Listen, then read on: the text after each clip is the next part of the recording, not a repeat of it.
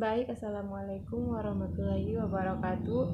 Perkenalkan, nama saya Siti Ruwaida Fatmona, NIM P1A1192666. Di sini saya akan menjelaskan tentang materi dari mata kuliah Kimia Fisika dari pertemuan 1 sampai pertemuan ke-7.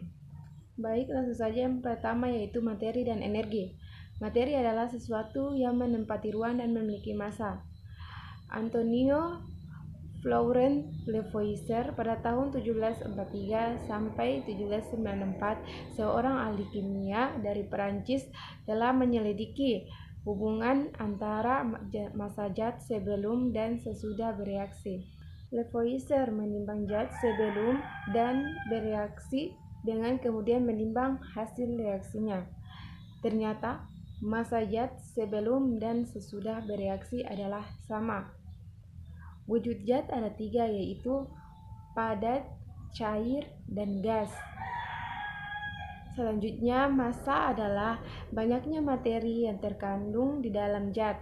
Massa suatu benda selalu tetap dimanapun benda itu berada.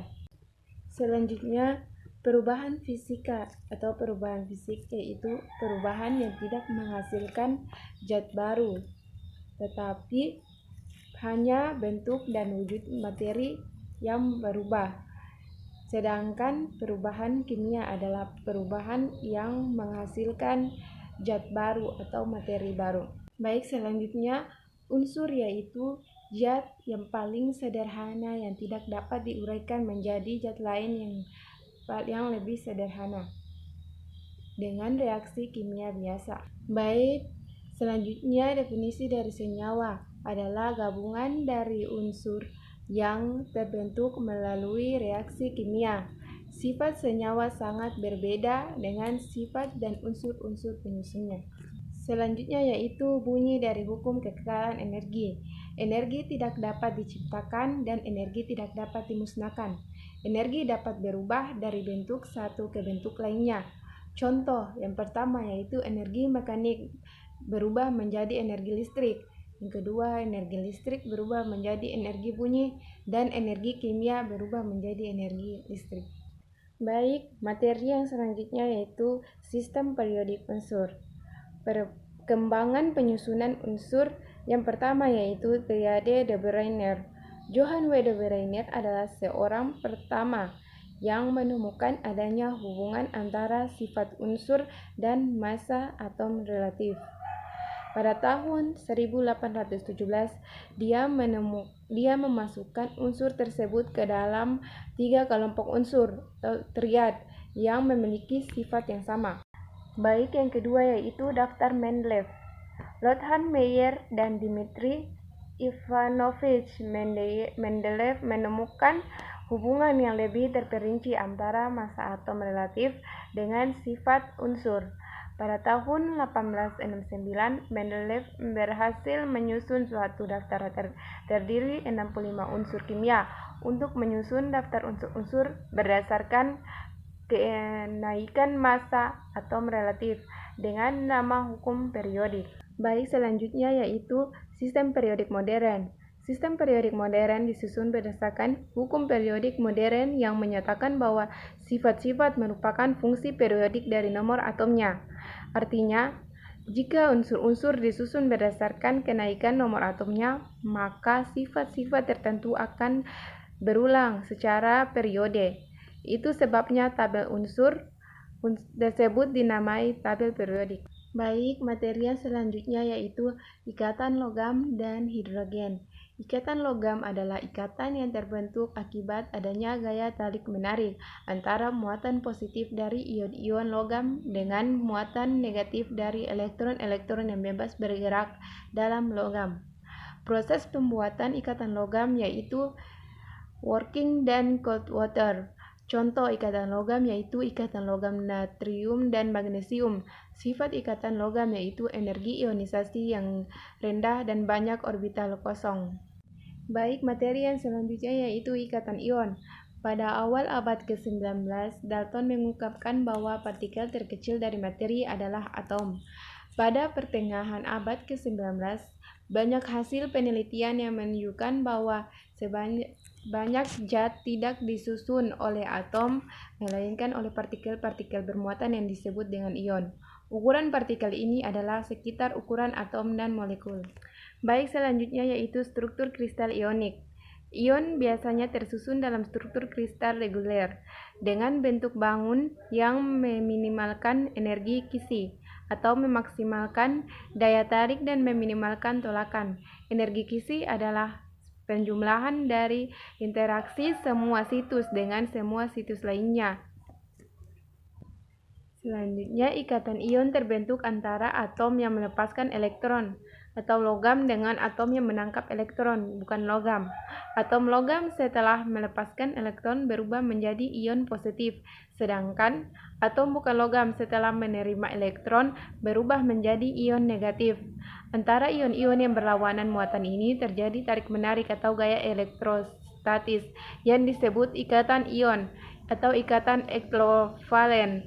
Senyawa yang memiliki ikatan ion disebut sebagai senyawa ionik. Senyawa ionik biasanya terbentuk antara atom-atom unsur logam dan non-logam. Selanjutnya, pembentukan ikatan ion. Ikatan ion terjadi karena atom-atom yang mempunyai energi ionisasi rendah atau mudah melepas elektron akan melepaskan elektronnya dan membentuk ion positif. Elektron yang dilepas akan ditangkap oleh atom yang mempunyai afinitas elektron yang tinggi atau mudah menerima elektron untuk membentuk ion negatif. Ion positif dan ion negatif yang terbentuk selanjutnya akan saling tarik-menarik dengan gaya elektrostatis membentuk senyawa yang netral. Jumlah ion negatif dan positif dalam senyawa yang terbentuk mempunyai perbandingan yang sedemikian rupa sehingga akan membentuk senyawa netral. Baik, selanjutnya yaitu ciri-ciri ikatan ion. Yang pertama, terjadi pasangan antara atom unsur logam dengan unsur non-logam.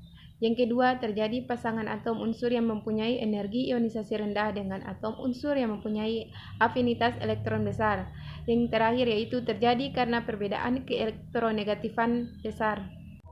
Pembentukan ikatan ion. Menurut kaidah oktet, bahwa agar stabil, setiap unsur harus berusaha memiliki konfigurasi elektron seperti gas mulia dengan melepaskan elektron ataupun menerima elektron.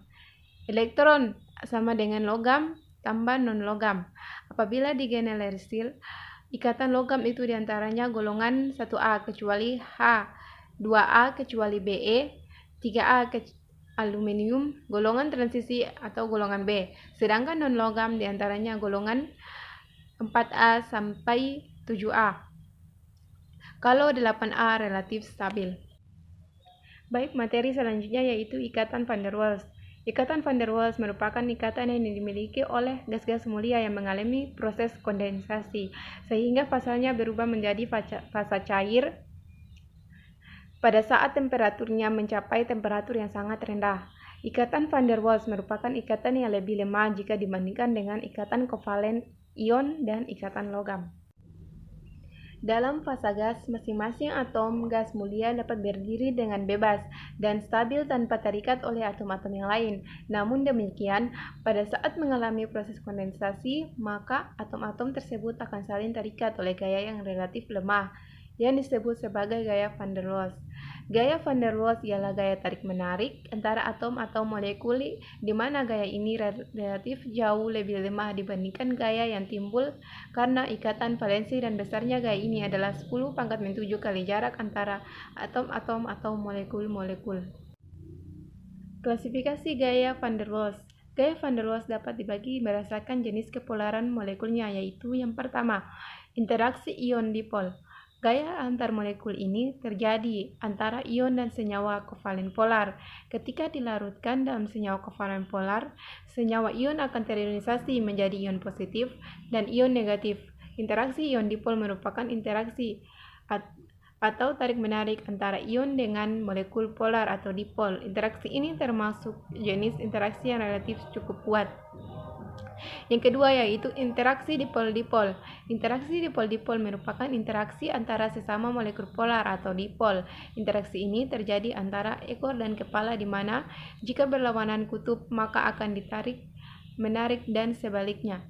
Yang terakhir atau yang ketiga yaitu interaksi ion dipol tereduksi. Interaksi ion dipol terinduksi merupakan interaksi antara aksi ion dengan dipol terinduksi. Dipol terinduksi merupakan molekul netral yang menjadi dipol akibat induksi partikel bermuatan yang berbeda di dekatnya. Interaksi ini relatif lemah karena kepolaran molekul terinduksi relatif kecil daripada dipol permanen. Baik, itu saja yang dapat saya sampaikan. Kurang dan lebihnya saya mohon maaf. Wabillahi taufiq wa hidayah. Wassalamualaikum warahmatullahi wabarakatuh.